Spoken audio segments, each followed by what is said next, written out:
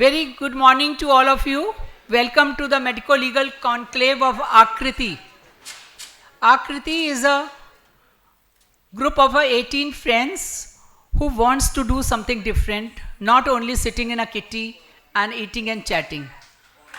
In that way, the Akriti has come in front of you with the breast saga 6 months back, and today here we are with the Medical Legal Conclave, which is today is the burning topic for all of us. We are wearing a sari which is not white. Why? Because the white color of a doctor is become red with the blood of red and become little bit dirty with the why? Who is at fault? Whether we or the society? I think somewhere us, because we don't go to the society and tell our part. Because of that, today's the Medical Legal Conclave is bridging the gap with the society, with the lawmaker, with the policy makers.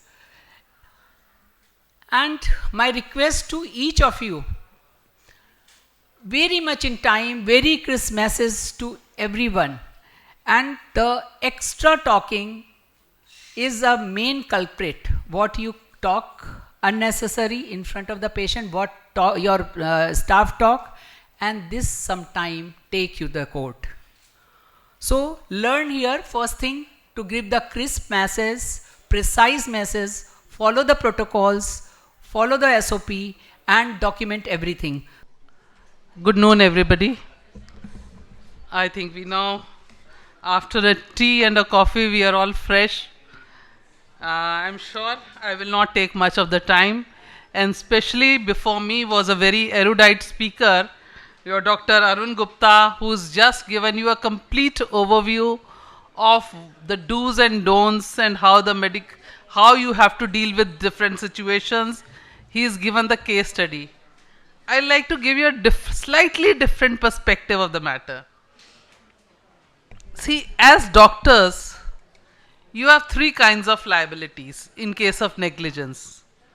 Firstly, it is the disciplinary, which a complaint is made to your medical council, and if found that you were wanting in taking due care and caution, the action results in suspension of your license for some time, maybe 15 days, 1 month, 2 months, followed by termination, which is an extreme step.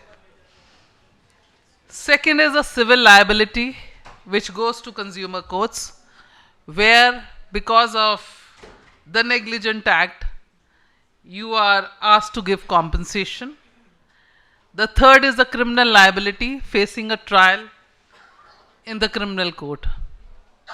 Doctors feel that they are being victimized, but let me tell you, in this country, you are the only privileged one. Otherwise, the law says, I will give you the example and why I say so.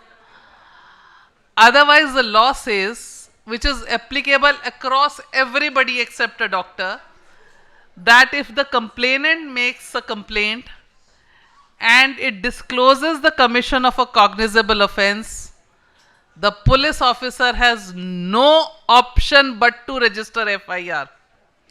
But when it comes to the doctor, Jacob Matthew brings that distinction that no, you will not go ahead with the doctor registering FIR. You will have a report of an expert body, experts in those fields, who will find out whether there was lack of due care and caution and that the negligence was gross. It's only then the police officer can do it. Today you see right, left, center, the police registers FIR and goes to arrest. Whether case is made out or not, it's seen at the end. People end up acquittal.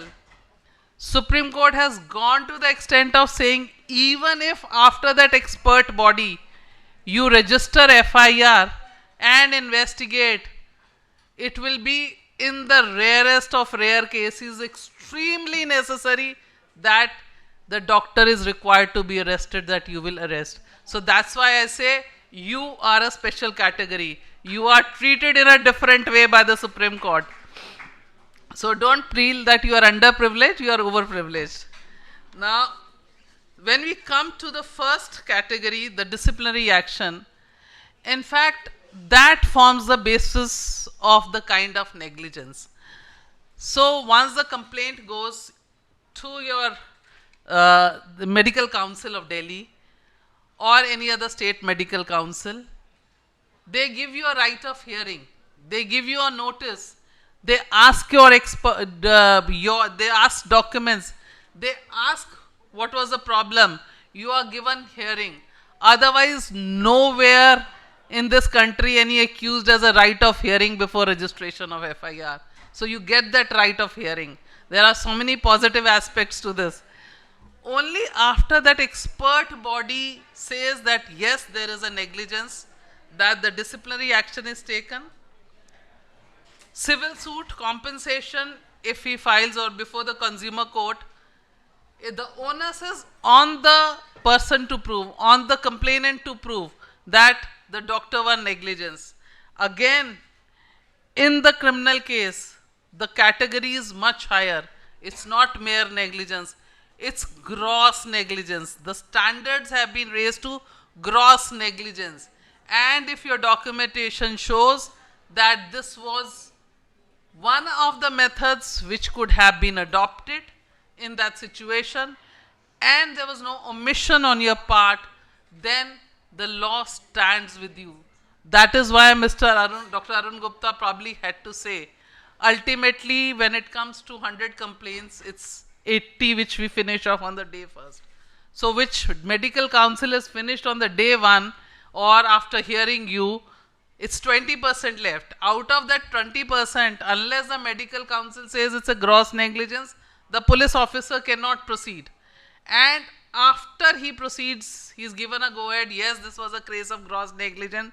Supreme Court again lays an embargo that unless extremely necessary, you will not arrest it. And that would be in cases where you don't have any document, you don't have any registration, you've done everything in a half-assed manner, then nobody has an option. So when you are performing your duties as per the code prescribed, you are fully protected. Please work with a sense of satisfaction and complete protection. Nobody takes care.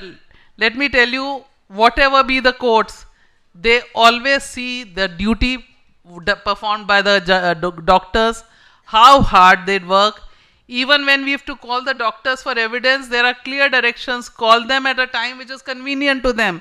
They should not be waiting. They should, the moment the witness is there, don't give an adjournment, record that statement and free the doctor. So at every stage, courts are conscious enough to take care that the doctors are not harassed. Now, when we evaluate medical negligence in terms of section 304A IPC, so some of the important principles over the years which the courts have laid down is firstly that all doctors owe a duty of care to the patient. Hence, doctors shall be held liable for negligence when there is a breach of duty to care. Now, see, the patient is there. You don't even attend the patient is dying. Once you attend and you do your level best, you performed your duty. Further, negligence is a subjective issue and should be assessed on a case-to-case basis. That's why when I said it is, you have to understand the basic principles of an informed consent. You gave the information properly. The patient was properly informed that these are the outcomes of it, and then came the consent. You will be in no problem. Then, though medical profession is a skilled profession and involves a great amount of skill, the standard of care is generally higher and should be taken into consideration in medico-legal cases. Then, negligence can arise not only from positive act of providing incorrect treatment, but also from negative acts such as not maintaining the patient's case file, not informing the patient about consequences of risky medical procedures, and not entertaining the patient's request to receive a second opinion. Here I like to say there is a problem, I think there should be an encouragement by a doctor to take a second opinion. Many a times what happen, you are showing to one doctor, you dedicate yourself, but when the doctor says that these are the outcomes, everybody wants to take a second opinion. Please welcome that, because then the consent will be far more informed. In fact, next time when the case comes, you will have an added advantage saying, not only after my information, the person had another consultation, still opted for me. So here it is. But when you keep that patient as a captive one, what I am doing, I am the final decision, you otherwise I will not treat you. I think this is an area where the patient gets detached and there are grievances.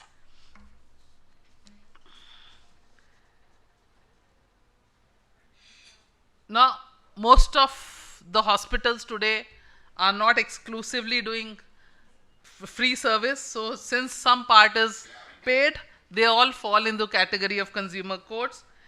Then, misrepresentation by doctors regarding their qualification. In the morning, there was one example. The doctor said, I can do the lap surgery, but actually, the doctor was not doing it, called somebody else. This is a serious offense. For the reason you are not only committing a rash and negligent act, but you are cheating the person. You have represented that I am a competent doctor, I do it. The patient reposes a confidence in you. Why then, after the patient is given anesthesia, you should call someone else?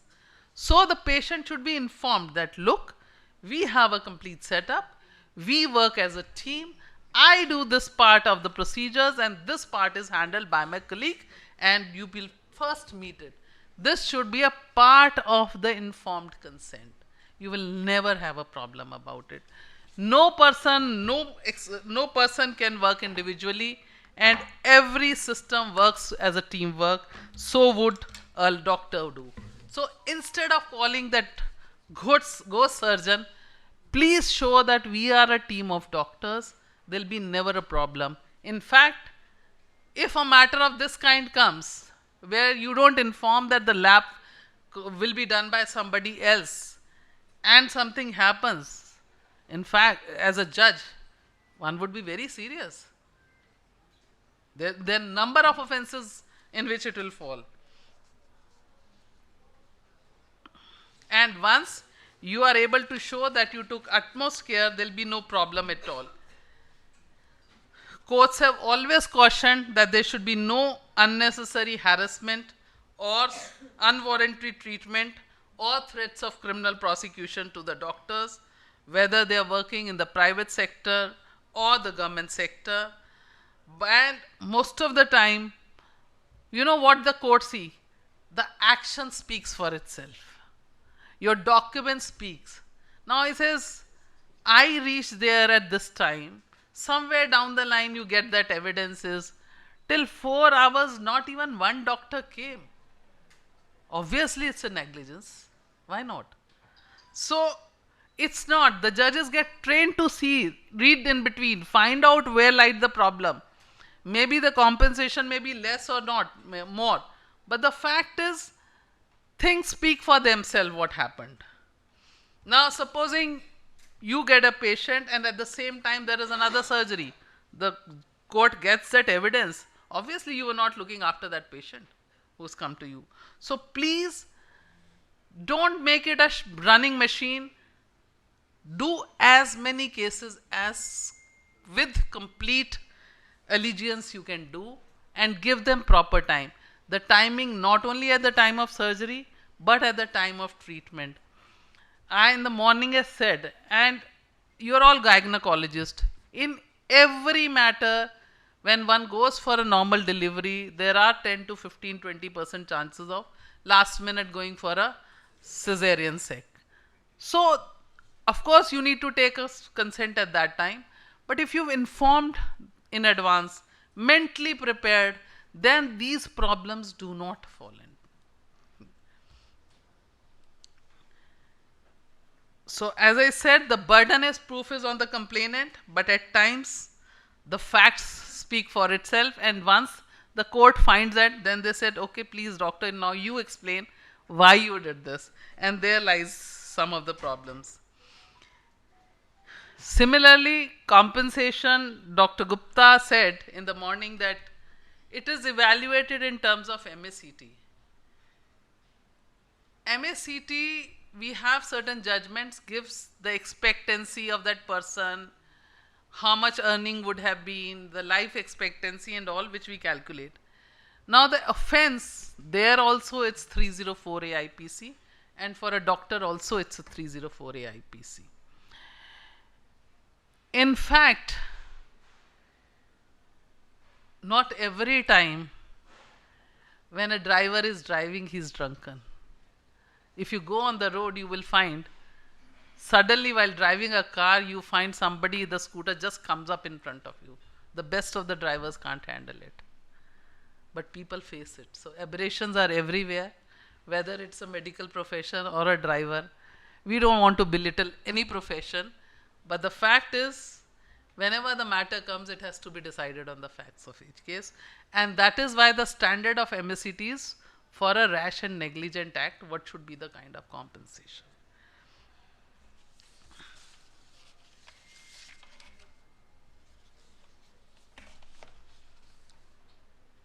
I was also asked to speak on what kinds of law a gynecologist should know. In the morning sessions, you've had an elaborate discussion on the POXO, and I think some doubts may have been cleared, or as Dr. Gupta said, you will be going more confused. But yes, once you hear certain thought processes, you dig into it and find out what is the right route. One of the important acts which you need to know is, or the code is your own code, the medical, whereby you get the recognition, your medical council rules, regulations, what your do's and don'ts are.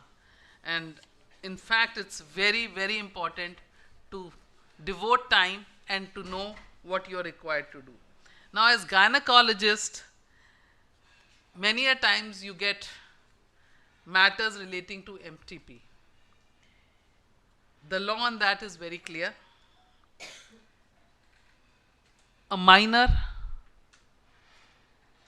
cannot be aborted unless a complaint is filed. You have to inform everything, and only after a court order this will follow. In a case of a major, till 20 weeks, one doctor can take a decision that the abortion is necessary, and from 20 to 24, not less than 2 doctors. And the grounds are very limited. Firstly, that the pregnancy is harmful to women's life, physical or mental. Chance that the child may suffer from physical or mental abnormality upon birth. Then the pregnancy was caused to rape. For the reason, if it is an outcome of a rape, it is a mental and a serious physical injury to the women. And the pregnancy resulted from failure of contraceptive used by a married woman or her husband. Now, this has been reinterpreted by the Supreme Court to say that a single woman also has a sexual autonomy and she is also entitled to avail this benefit. As we grow, as the society grows, there is further requirements. Now, over the years, we are interpreting this physical and mental harm to the women in a broad fashion.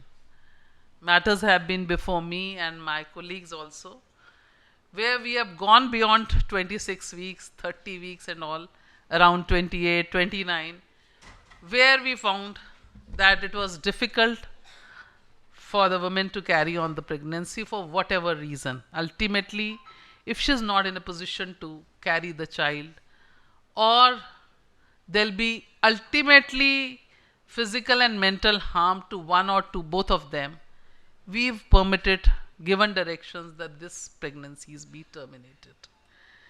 Over the years, the courts are now recognizing a woman's sexual autonomy, and we must learn to respect it. I came across recently while discussing with one of my law researchers. When somebody comes to a gynecologist, what are the kind of questions to be asked? You know, if it's a minor, you have a duty to inform. But for a major, she can indulge in sex with anybody.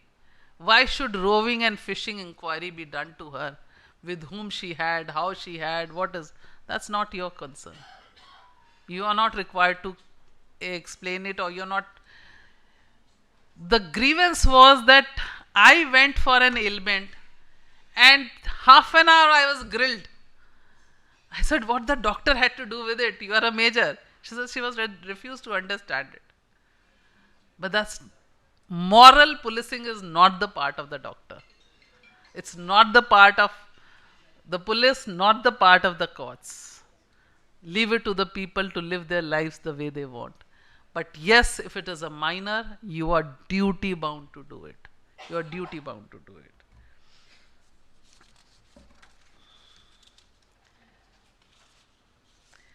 Then there is an important aspect of PCP and DT Act. Over the years, I've seen they generally don't result in conviction because the appropriate authority is never competent to investigate, and they say it has to be on her complaint, his or her complaint. And though cognizable, police does nothing because it has to be the complaint by the authority.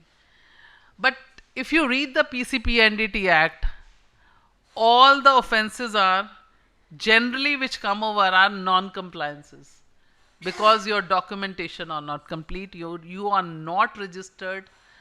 Like there was a time when portable ultrasound used to be there, but you cannot do it today. You have to have it at the place where it is registered.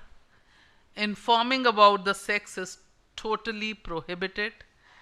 And the other aspect about this PCP NDT Act is the consent of the person who is getting the ultrasound done. The doctor noting and undertaking that you have not informed about the sex. Now, I came across a matter where to get into problem. So, PCP NDT Act is mostly a compliance act. So, ensure that compliance, get all that documentation right, you will not be in difficulty with that. The third aspect, which I know you will have a complete session on surrogacy law, ART. I think it's the next session. You will discuss amongst that. In cases which deal with IVF, surrogacy and all, again, it's more of compliances. So, it's your documentation and everything informed which will help you out. And once you are through all these aspects, I'm sure you will not be in trouble. And as a doctor, when you perform the surgeries, because an obs-gyn, you are trained, you are fully qualified to do surgery. In the morning, there was a lot of discussion that the perforation takes place. The test is whether you did your best to save the life. To the best of your ability, you tried to stop the bleeding.